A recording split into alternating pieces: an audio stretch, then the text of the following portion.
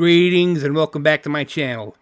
This is the first JoeLumb movie review of 2025, and today I'm going to be covering The Warriors. As usual, when you're done watching this video, you can watch past movie review episodes. The playlist is in the description box. Please subscribe to my channel, smash that like button, and hit that notification bell, and when you see a new video, you can just check it out yourself. The first JoeLumb movie review of 2025 is The Warriors, a 1979 action thriller directed by Walter Hill. The Warriors is based on Sol Urich's 1965 novel of the same name. The film centers a street gang traveling 30 miles from the Bronx to their home turf on Coney Island after they are accused of murdering a leader of the most powerful and respected gang in New York City. The film rights for the novel was purchased in 1969 by American International Pictures, but no movie came from that. However, rights were obtained by Lawrence Gordon, who commissioned David Schaber to work on the script. Gordon had made movies Hard Times in 1975 and The Driver in 1978 with director Walter Hill. Both Gordon and Hill were going to make a Western film, but when financing the project failed, they took The Warriors to Paramount Pictures, coming together very quickly, as Walter Hill remembers. It came together within a matter of weeks. The film was greenlit in April or May of 1978, and the film was in theaters by 1979.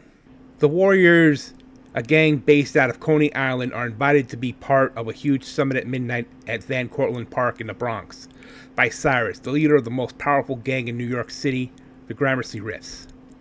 He proposed a citywide truce and alliance to the assembled crowd, allowing gangs to control the city together since they collectively outnumber the police 3-1. As most gang members applauded the idea, one unbalanced and sadistic leader of the rogues named Luther took it upon himself to shoot and kill Cyrus as the police showed up to raid the summit. In the chaos, Luther realized that Fox had witnessed what Luther did and falsely accused the Warriors for Cyrus's murder, leading the vengeful Riffs to beat warlord Cleon to death. Meanwhile, the other warriors escaped, unaware that they'd been implicated in Cyrus's death. The Riffs, now led by Masai, puts a hit out on the Warriors. Meanwhile, Swan takes charge of the group, despite Ajax's objections, as they try to get home. First, they managed to escape the Turnbull ACs. Then, thanks to a building fire, they were stranded in Tremont. While on foot, they encountered the Orphans, a low-level gang that were excluded from Cyrus's meeting. They managed to escape them after Swan threw a Molotov cocktail and run to the nearest subway station with Mercy, the girlfriend of the Orphans' leader. Next thing you know, police gave chase, which resulted in the group getting separated and Fox getting killed by a passing train.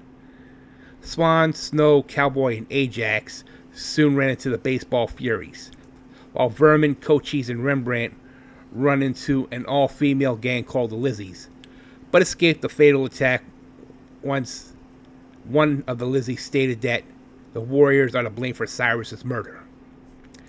After the other Warriors managed to defeat the baseball Furies, Ajax decided to get cute with a female he was flirting with, who in turn happened to be an undercover cop, which led to Ajax going to jail. The Warriors would get back together along with Mercy as their new tag-along, as they countered a roller skating gang called the Punks, and the Warriors defeated them. Suddenly, an unknown member of a gang reveals to Masai and the rest of the Riffs the truth of who killed Cyrus. The next morning, the Warriors make it back to Coney Island as the Rogues are waiting for them. Swan challenged Luther one-on-one. However, he pulled out a gun, the same gun he used to kill Cyrus, but Swan tossed his switchblade and disarmed him. The Riffs arrived, acknowledging the Warriors for their courage and skill, thus leaving the Warriors be, and end up killing Luther and his rogues.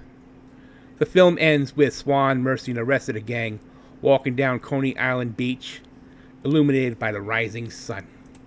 The Warriors was released on February 9th, 1979, opening in 670 theaters without advanced screening or a decent promotional campaign.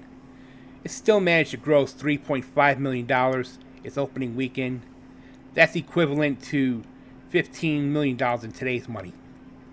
6 weeks after the film was released, it did $16.4 million, well above the estimated $4 to $7 million budget it cost to make the movie to begin with.